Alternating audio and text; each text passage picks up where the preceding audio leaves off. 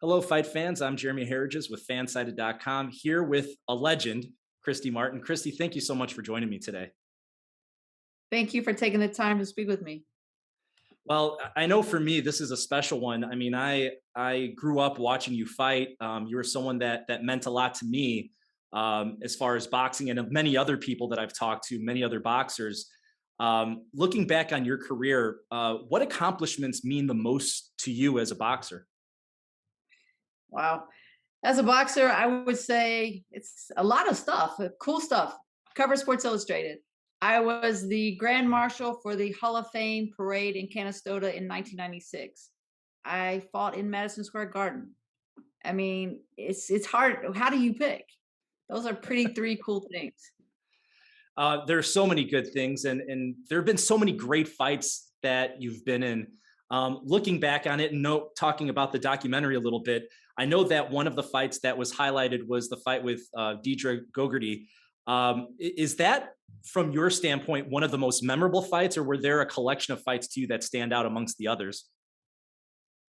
Well, I definitely think it's probably the most memorable because it changed the way women's boxing is perceived, in my opinion. I mean, that night, everybody had tuned in to watch Mike Tyson.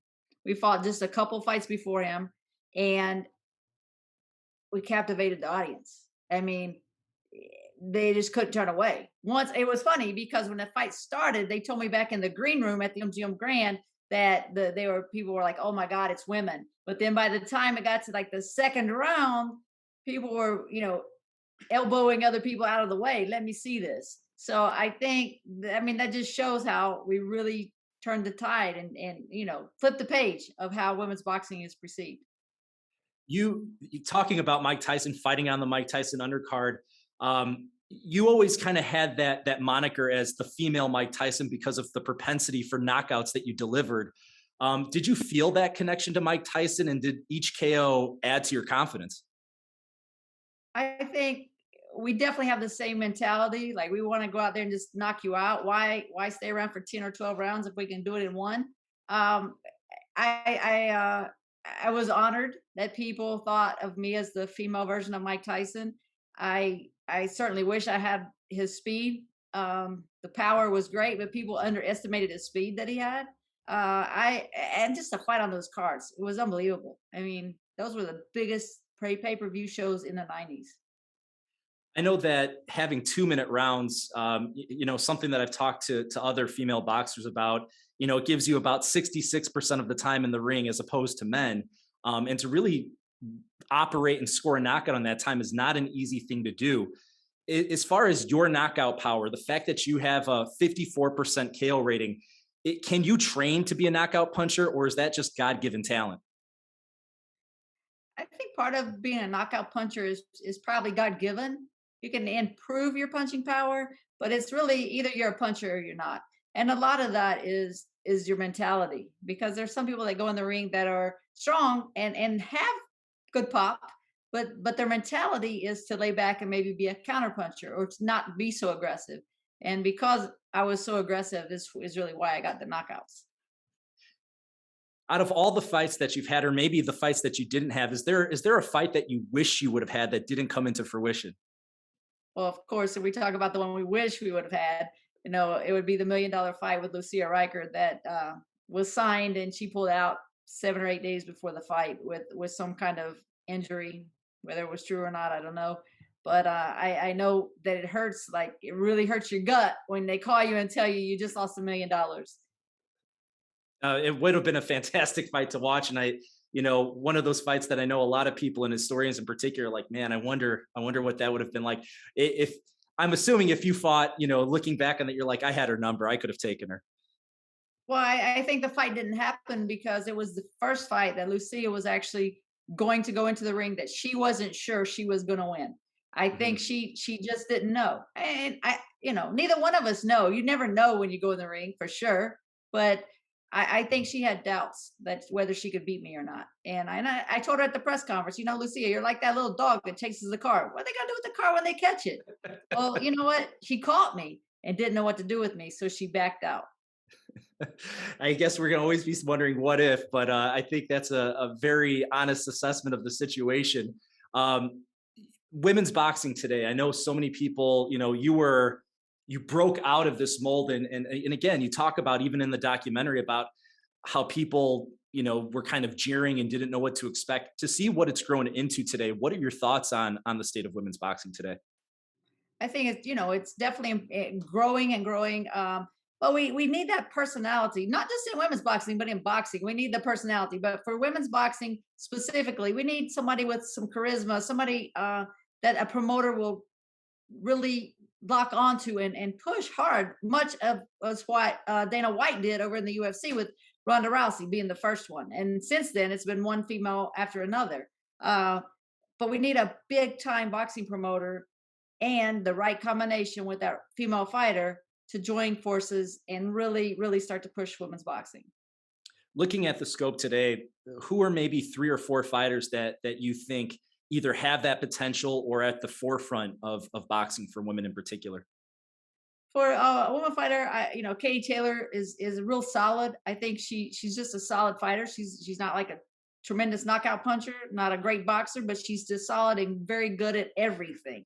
Mhm. Amanda Serrano is one of my favorites out of New York. She and her sister Cindy are both good fighters, and it's too bad because they're in New York. They're that huge media market, and they haven't been pushed like they should have been. Um, that those are the names.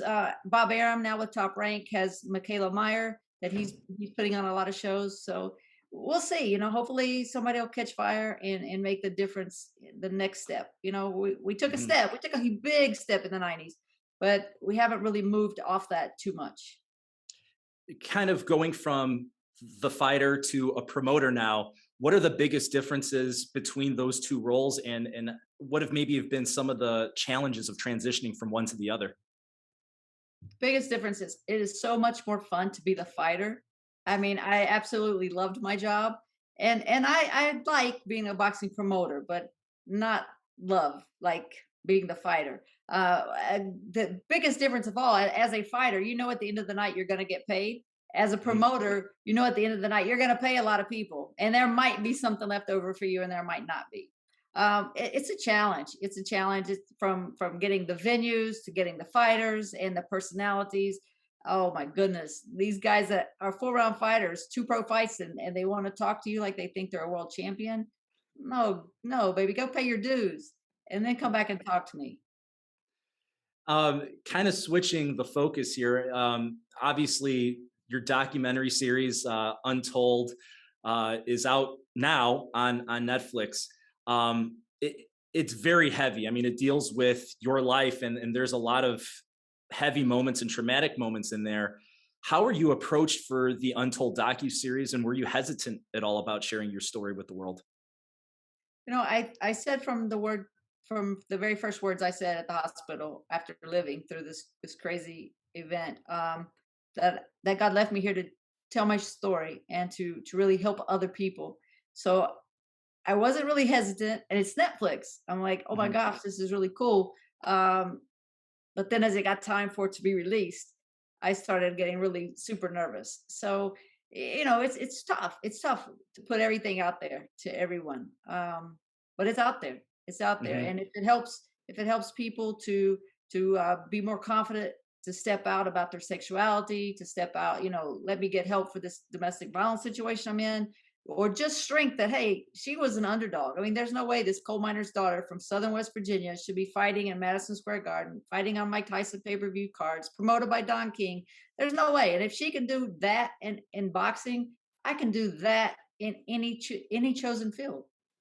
And very well said. I mean, there's so many lessons, and I think just motivations that go into watching this. I mean, you kind of hit on some of the main ones there, but homosexuality in sports today, and you think about it, it's like the sexuality of any athlete is so peripheral to the person and to what they do in the sport, but something that people pay attention to. And there seems to be a lot more progress where it's like no big deal. But I would say almost in men's sports, it's more of a big deal today. And what's your take on that? And what is it going to take until it's not a non-factor anymore? I think that each generation it gets to Hmm. be less of a factor. I was recently teaching school in Charlotte, North Carolina, and in high school, and saw two girls walking down the hall holding hands, and no one said anything to them. No reaction, no negativity, and they were just friends with whomever and everybody. They weren't like ostracized or anything. They were just part of the group. So I think each and every generation is going to get a little better. Will it ever get to the point where it's just, whatever you're doing in your private time is what you're doing on your private time? I'm not sure that will happen. I hope it does. But and that's part of it. If I keep telling my story is very small on the spectrum of what some people have had to live through with their sexuality. But maybe it gives that person in small town, USA, a little bit of courage to step forward and say, hey, this is who I truly am. And look, it's not worth not being true to you. I wasn't true to me for 20 years, and it was in the private, it was the worst 20 years of my life. Don't do it. Don't do it. Don't give That, yourself away. I think that's again well said. And kind of sharing your experiences and being on film and putting it all out there. Was there a sense of catharsis in that it felt, you know, maybe that hey, it's great to have this out there and for people to understand. How did it impact you in telling your story? I go different places to speak about domestic violence, and each and every time I hope I help someone else, but what I know is that it helps me, much as what Mhm. you just said. Just to talk about, you hold so much. At least I hold so much emotions in. I'm not a very good communicator, actually. So, anytime I get a chance to talk about the story, to feel like, I think it helps me when I feel like I'm helping somebody else, Mhm. and so it makes it easier for me to get in that mind frame of just put it out there, Christy. Tell them all the negatives and the positives that go along with being true to yourself. I'm assuming that you've gone back and you've watched the documentary episode.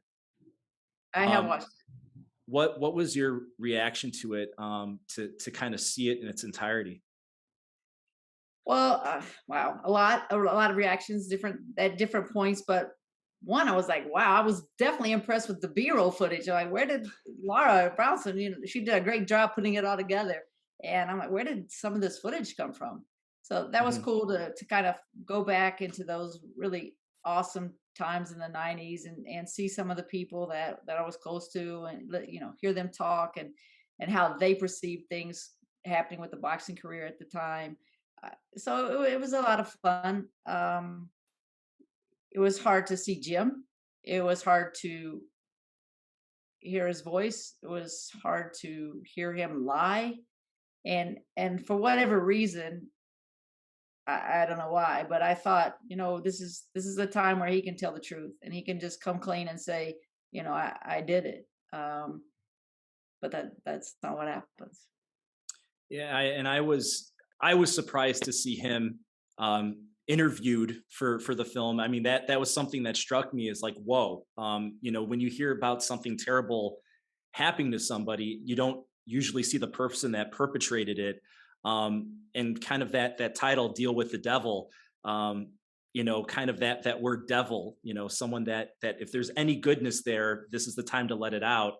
Um, I think spoke volumes about the lack of empathy and the lack of honesty, as you just said right there, that came from him in that. Um, it's not all bad because we see at the end you did survive this, you did overcome, and it seems like you're in a great place right now. Your promotional company and the crazy serendipity story of how you and Lisa got back together after all those years of being opponents and now being partners forever. How did you two reconnect?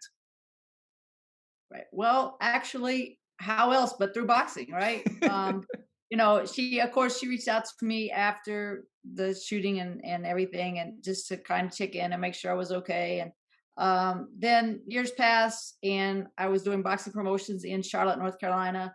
She gave me a call and said she was going to come, just check out the show. And the truth is, we haven't been apart since. Mhm. So it was a struggle for a minute. She was living in Texas, in Austin, Texas, and I was on the East Coast in Charlotte, North Carolina. So it was tough for a minute, but we weathered the storm, and now I'm in Texas, and we're promoting boxing. We have a show in Myrtle Beach, August 28th. So we're just busy. We're busy. We're doing a lot of stuff with Christy's Champs, my domestic violence nonprofit. A lot of speaking engagements. Anything and everything that we can do to help anyone with domestic violence situation going on in their home or family. Final question for me, and again, so much of the film, one of the main messages talks about domestic violence. Um, you really do a great job of talking about, what it was like being in this relationship, maybe how it appeared to others, and then kind of realizing it yourself that, oh my God, I'm in a really bad situation, and how there's manipulation involved. What's maybe one of the two most important things that people maybe don't understand about abusive relationships, and what they can do to get out of them? Well, to me, the number one thing that people don't understand is it's not always about the bruises.